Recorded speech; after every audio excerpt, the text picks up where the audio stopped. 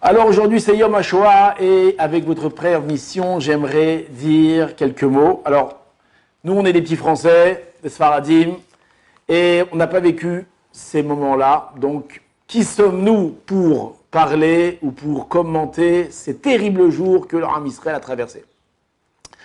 Donc si je me permets de prendre la parole, c'est ni pour exprimer une opinion, ni pour amener des souvenirs parce que j'en ai pas, mais c'est pour rapporter une histoire très intéressante et que va rapporter un élève du sabbat de Slobodka, d'accord, qui était un très très grand personnage.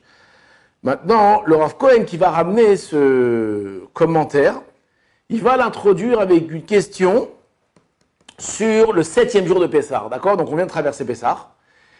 Et la fête de Pessah, comme vous le savez, donc il y a le premier jour, où on fait le soir du Seder, il y a Chol HaMoed au milieu, les demi-fêtes, et à la fin, il y a le 7e jour donc de Pessah, c'est Shiv'i chez Pessah, où là-bas, semble-t-il, vous allez voir pourquoi je dis semble-t-il, on fête la traversée de la mer. Maintenant, le Rav, le Meshech Chochma, pose une question, et il demande, il dit, on voit, où est-ce que la Torah va ordonner la fête de Shiv'i chez Pessah, le 7e jour de Pessah? Où est-ce que c'est ordonné? Alors c'est un verset dans Parashat Bo. Comment c'est marqué? On va Yom HaRishon, le premier jour, Mikra Kodesh, il sera appelé saint. On va Yom HaShevi'i, Mikra Kodesh, Yelachem, il sera aussi appelé saint. Donc on voit que le premier jour et le 7e jour sont appelés des jours saints. D'accord? Yom Tov. Maintenant, ce verset-là, il est écrit où? Dans Shemot 12, 16. C'est où ça? C'est Parashat Bo. Alors c'est quoi la difficulté que le Meshech Chochma il a? Il dit qu'on voit que dans quel parasha on traversait la mer? Parashat Béchalar, donc c'est une parasha qui est après. Donc l'ordonnance de fêter la traversée de la mer, donc le 7e jour, il aurait dû être donné après avoir traversé la mer. Et on voit que cette ordonnance, elle était ordonnée avant. Et donc ça demande à être expliqué. D'accord? Alors, avant d'expliquer, on va ramener la fameuse histoire qu'on a dit. Qui c'est qui va la raconter? Donc c'est un élève. On raconte pas ici où j'ai trouvé l'histoire. Il ramène pas le nom de l'élève, mais c'est un élève de la yeshiva Knesset Israël de Slobodka. Slobodka, c'était une très très grande yeshiva en Lituanie. Jusqu'à aujourd'hui, c'est une des yeshivas les plus réputées à Bnei Brak, où là-bas vraiment il y a des grands Talmidei Chachamim, des grands érudits en Torah qui étudient, qui cadrent là-bas. En tout cas, là-bas la yeshiva de Slobodka, elle a été fondée par le sabbat de Slobodka, qui était un élève de Rav Israël Salanter. Pourquoi est-ce que je vous raconte ça? Pourquoi je vous ramène ces précisions-là? Parce que comme on l'a dit plusieurs fois déjà, ce qui est important, c'est pas qu'est-ce qui est dit, c'est qui le dit. Plus le personnage qui va ramener, va dire quelque chose est grand, et plus on peut s'attendre à une parole profonde et vraie. Donc celui qui va raconter, là, qui va dire ces mots-là, c'est le sabbat de Slobodka, et après on verra un autre. Alors qu'est-ce qu'il raconte là, ce jeune homme, que cette année-là, il n'est pas rentré chez lui, lui il habitait à Varsovie, il n'est pas rentré chez lui à Varsovie pour les fêtes de Pessah, il a passé les fêtes de Pessah où ça, la yeshiva. Maintenant, la yeshiva, il n'y a pas vraiment un réfectoire, chacun a passé dans une famille. Et lorsque donc le Seder était fini, qu'est-ce qu'il a fait ce jeune homme-là? Il est parti continuer donc assister à la fin du Seder, du sabbat de Slobodka, du Rosh Shiva. Et il est rentré comme ça, et il ouvre la porte, et il voit le sabbat, donc le Rav, et 10 des meilleurs élèves d'Aïshiva qui sont autour de la table. Et il dit que lorsqu'il a vu ça, il a vu la lumière divine sortir de leur visage, une table éclairée de sainteté incroyable. D'accord? Les 10 meilleurs élèves de l'Aïshiva d'époque. Et ils sont assis comme ça, en train, avec leur Haggadah, en train de réciter les 10 plaies. D'accord? Les 10 plaies, Dam, Tzfardea, Kinim, le sang, les poux, etc. Alors nous, on a l'habitude, les Tunisiens, comment on fait? Dam, Simsileno. D'accord? Tzfardea, Simsileno. Simsileno, qu'est-ce que ça veut dire Simsileno? Ah, je crois que ça veut dire Hachem Shmerenu, que Dieu il nous protège. Matsileno, Hachem Simsileno, il a fait. Donc Dieu il nous préserve. Maintenant, bon, là-bas, à Slobodka, je ne pense pas qu'il disait Simsileno. Et qu'est-ce qu'il faisait? Donc, il prononçait ça. Et là-bas, il y a le sabbat de Slobodka, il lève les yeux comme ça, et il voit le jeune homme arriver, il l'appelle, il lui dit viens, il assoit à côté de lui. Et lorsqu'il prononce les 10 plaies, alors on a l'habitude de verser un petit peu de vin. Oui, fais ça toi ou pas? Bien sûr, on verse un peu de vin. Donc ils mettent du vin avec de l'eau. Après, toute cette histoire de... Qu'est-ce qu'on en fait de ce vin-là? Toute une histoire incroyable. Plein d'histoires. Il y a deux. Il y a le vin qui est dans la cruche qu'on a versée, mais il y a aussi le vin qui est dans le verre. Je crois que c'est une très grande ségoula. Oui, mais tu gardes un petit peu. Tu vides pas complètement ton verre. Alors, il y en a... Non, que tu as jeté, tu le jettes. Mais ce qui reste dans le verre, il y a toute une histoire. Je ne m'en rappelle plus. Le verre, ce qui reste du vin, tu n'as pas tout versé. Non, tu n'as pas tout versé. Il t'en reste encore. En tout cas, là-bas, dans ça, il y a beaucoup de ségoulottes. Je ne me rappelle plus très bien des détails, mais... On demandera un rabbin, on verra, il y a beaucoup de choses là-bas. En tout cas, le jeune homme, il est assis. Et à côté du Sabbat Slobodka. Mais le Sabbat Slobodka, en versant le vin, il se retourne vers le jeune homme et il lui dit, est-ce que tu sais pourquoi est-ce qu'on verse un petit peu de vin à chaque fois qu'on prononce les diplés? Alors écoutez, là je vous ai rapporté les paroles du Sabbat Slobodka. Alors apparemment, enfin c'est plus qu'apparemment, ça a été dit en yiddish à l'origine, et là ici ils l'ont rapporté en français. D'accord? Pas en français, en hébreu. Et regardez, donc, c'est les paroles du Rav. Yodea tamadoua shofrim anu yain mikosotenu les zecher kol maka ou maka. Est-ce que tu sais pourquoi est-ce que l'on verse de notre vin un peu de vin dans notre verre pour se souvenir des makot? Alors il dit comme ça, le Rav. Nachon, c'est vrai, Shamitzrim, que les Égyptiens méritaient tous les coups qu'ils ont pris pendant les 10 plaies.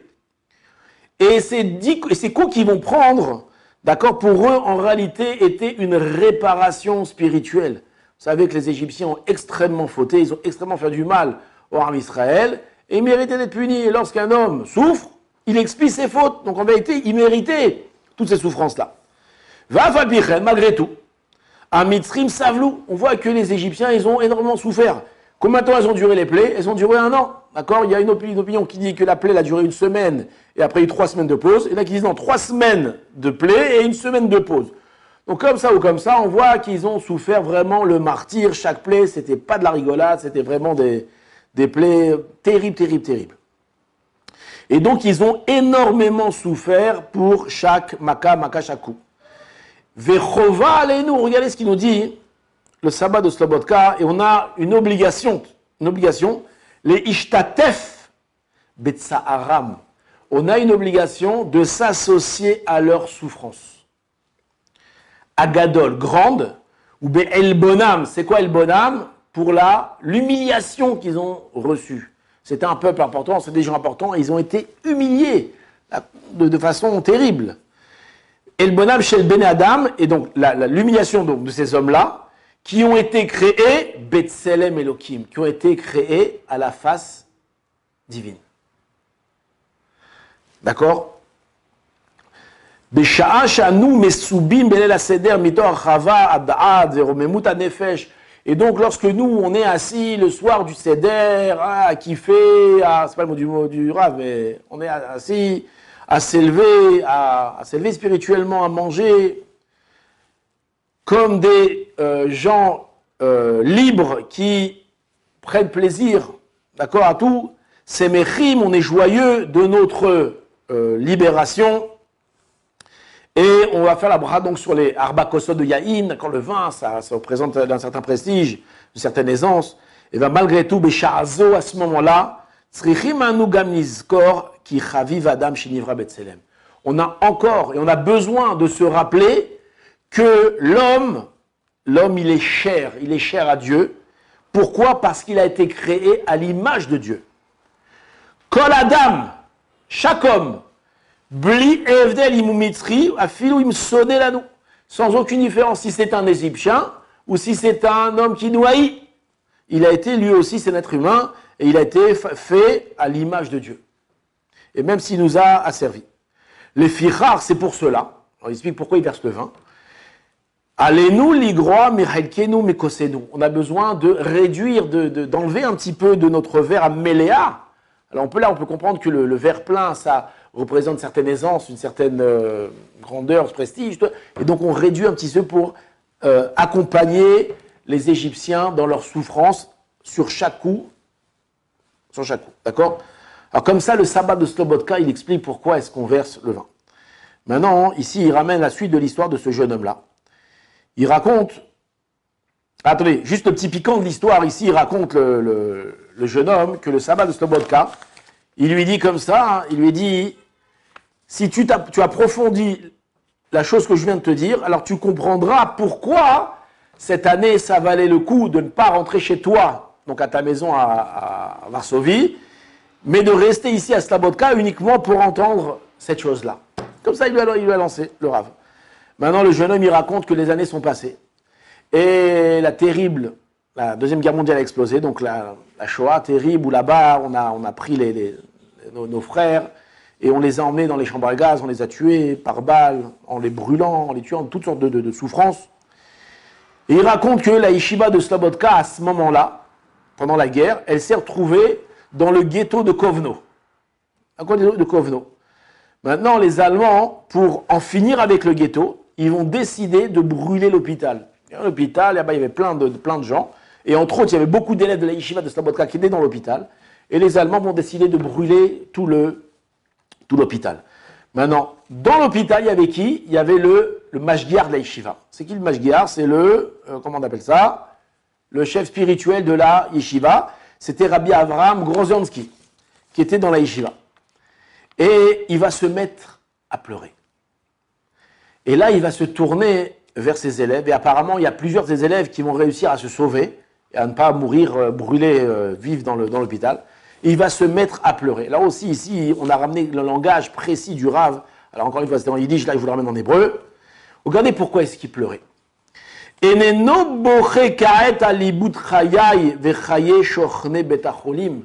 ne pleure pas maintenant parce que je vais perdre la vie ou parce que les gens qui sont avec nous dans l'hôpital vont aussi perdre la vie. C'est pas pour ça que je pleure. Je pleure parce que maintenant, on est en train d'effacer l'image divine, l'image de Dieu. D'accord? L'homme, il est fait à l'image de Dieu. Mais qu'est-ce que ça veut dire l'image de Dieu? Alors continue le Rav. C'est pas seulement que ces maudits assassins, ils sont en train de nous tuer à nous, ils sont aussi en train de se tuer à eux. Et Atselem Eloki Sheba Adam, ils sont en train de tuer l'image divine qu'il y a chez l'homme. L'homme, en réalité, il a dans la création une place très importante. D'accord? Il est à l'image de Dieu. Donc il est là pour représenter Hachem sur terre. D'accord? C'est pas un animal, c'est quelque chose de très profond, un homme. Et l'homme, il a une place moralistique, comment on dit en français, je sais pas, une place où il doit enseigner la morale, il doit transmettre la morale. Pourquoi? Parce qu'il a l'image de Dieu. On voit que les versets nous disent que de la même façon que Hachem, il est miséricordieux, toi sois miséricordieux. On voit que l'homme, entre guillemets, attention, ne pas tromper dans ce que je vais dire, il prend un petit peu la place de Dieu sur terre. Ça veut dire que c'est lui qui va devoir prodiguer le bien autour de lui, de la même façon que Hachem a prodigué le bien dans sa création. Et donc à ce moment-là, en se comportant de cette façon cruelle, et en venant détruire, en venant brûler des gens vivants dans un hôpital, les Allemands, ils marchaient même, ils sont en train de quoi? Ils sont en train de détruire l'image de Dieu que l'homme représente. Continue le Rav. Non, lui, alors, cet élève-là, il raconte, quand il a entendu ça, il a été très choqué. Pourquoi? Parce qu'il s'est rappelé qu'est-ce que le sabbat de Slobodka, il lui avait dit quelques années avant, que, en tout cas, là, il avait la solution du... Ouais. Maintenant, on va répondre, grâce à cette histoire-là, pourquoi est-ce que le 7e jour de Pessah va être ordonné avant même qu'on ait traversé la mer? S'il avait été ordonné après, alors on aurait dit que c'est sûr et certain, c'est clair, que le 7e jour de Pessah, nous fêtons la traversée de la mer et la noyade de nos ennemis. Et c'est pour ça, nous dit le Meshech Chochma, pas du tout. Akadosh Baruch Hu, il a ordonné le 7e jour de Pessah, justement pour bien nous préciser que ici, nous ne venons pas fêter la mort de nos ennemis. Un juif ne fête pas la mort de ses ennemis. Il fête sa libération, d'accord, il est heureux d'avoir été libéré, d'avoir été sauvé. Mais il ne se réjouit pas lorsque son ennemi y tombe. Et on a vu, Bémet la Gemara, elle raconte qu'au moment où les Égyptiens ils voulaient se noyer, là-bas les anges voulaient entamer un chant. Et Hachem, il leur a dit, mes créatures se noient et vous voulez chanter. Et donc on voit que même les anges se sont retenus de chanter lorsque les Égyptiens ont été ont été noyés. C'est une des raisons aussi pour laquelle on ne fait pas le grand Hallel pendant toute la semaine. Juste le premier jour, on fait le Hallel. Pendant 7 jours, on ne fait pas le Hallel. En tout cas, et c'est ça qui est terrible. Pourquoi? Parce que sauf, même si c'est un Égyptien, il a été créé à l'image de Dieu. Et un Juif ne se réjouit pas. Et ce n'est pas le trait de caractère même pas d'un Juif, d'un Ben Adam, de se réjouir de la destruction d'autres hommes. Et c'est ça que la Torah elle a voulu insister. Que nous, on ne vient pas fêter la mort de nos ennemis. D'accord? Maintenant, la Shoah, mis à part avoir détruit et d'avoir tué 6 millions de personnes, les Allemands, à ce moment-là, ils ont fait quelque chose de terrible. Ils ont descendu la morale humaine très très bas. Il y avait un nazi qui s'appelait, je ne me rappelle plus de son nom, mais lorsqu'il y a eu le procès de Nuremberg, d'accord, lui il s'est rendu, je crois, je ne sais plus comment il s'appelle, je m'excuse. Il s'est rendu. Pourquoi il s'est rendu? Lui c'est un nazi important. Et comme il ne voulait pas se faire attraper, il avait peur qu'on le juge mal, entre guillemets, parce que lui, il ne pensait pas, comme je vais vous raconter. Alors il s'est rendu aux Anglais. Et il a commencé à raconter tout le programme de l'Allemagne nazie. Il a raconté plein de choses. Ustendorf, comment il s'appelait? Utendorf? Non, je ne sais plus comment il s'appelait. Et on va voir que tout le procès de Nuremberg va être énormément basé sur son témoignage. Pourquoi? Il va tout raconter. Maintenant, les gens qui vont l'interroger, ils vont être épatés de cet homme-là, d'accord? Parce qu'ils voient que c'était un bonhomme qui avait un charisme important, mais ils ont été effrayés d'une chose, que lui ne comprenait pas. Il était persuadé qu'en se rendant et en venant raconter tout ce qu'il allait raconter, on lui ferait rien du tout. Il serait épargné. Pourquoi? Parce que il mérite pas. Il a permis aux alliés de punir, de châtier les méchants. Et là-bas, à un moment, on va lui dire, mais tu te rends compte que toi, tu as été responsable de la mort de dizaines de milliers de Juifs. Vous savez que les Allemands, quand ils sont rentrés en Allemagne, en Russie, alors il y avait des Einsatzgruppen qui étaient à la fin, derrière eux, et qui étaient occupés à détruire la population juive russe. Et lui, c'était un des chefs de ces groupes-là. Et lui, il ne comprend pas, il dit, mais qu'est-ce que j'ai fait? Qu'est-ce que j'ai fait? J'ai tué quelques dizaines de milliers de Juifs, et alors, où est le mal ici? Et là-bas, ils ont été effrayés de voir un homme pouvant dire une telle ignominie. Comment? Ça ne te dérange pas d'avoir tué des gens? Et là-bas, il explique, celui qui ramène son témoignage, il explique qu'après toutes les discussions, que l'Allemagne, qu'est-ce qu'elle voulait, elle? Qu'est-ce que les Allemands, qu'est-ce que Hitler, il marchait mot, il voulait faire? Il voulait créer une nouvelle morale. Et ce qui dérangeait Hitler et les nazis, c'était quoi? C'était ce que représentait le juif dans l'humanité. Que lui était le représentant de Tselem Elohim et le représentant de quoi? De la moralité. Et ça, Hitler, il voulait détruire. Il voulait détruire la moralité. Et c'est ce qu'ils ont réussi à faire. En faisant tout ce qu'ils ont fait, ils ont réellement détruit la moralité. Ils ont descendu l'humanité au plus bas possible. De poursuivre des enfants, de tuer des hommes, des femmes, des enfants dans des situations, dans des circonstances aussi horribles. C'est vraiment descendre l'humanité très très bas. Et c'est ça que nous, on doit se rappeler à Yom HaShoah. C'est pas que ça, il y a beaucoup de choses à se rappeler. Mais que nous, on a été créés à l'image de Dieu. C'est l'Em Elohim. Et on a un devoir d'avoir un comportement, pas seulement irréprochable de bien se comporter, mais d'avoir un comportement divin. Un comportement divin. Et c'est pour ça qu'on a besoin de faire très attention à notre identité. D'accord? L'identité juive, c'est pas simplement être un juif, être un feuge. L'identité juive, c'est représenter quelque chose dans l'humanité. C'est représenter Dieu sur terre. C'est représenter la morale sur terre. Et c'est la vengeance que nous, on a contre ces gens-là. Si ces gens-là, ils ont voulu descendre la morale, créer une nouvelle morale, nous, on vient crier non. La morale unique que doit gérer l'humanité, c'est la morale divine. C'est l'Em Elohim qu'Akadosh Baruch Hu, il a ancré en nous. Et c'est ce jour-là, le Yom HaShoah, on doit marcher de façon fière et de montrer que non, ces marchés-là, ces Réchaim-là n'ont pas détruit la morale et le Tselem Elohim des Juifs. Et Baruch Hashem, on est encore là pour crier au monde comment on doit se comporter et on peut réellement être fier que notre peuple est un des peuples, ou le peuple le plus moral de toute l'humanité. Que Dieu nous aide À bientôt.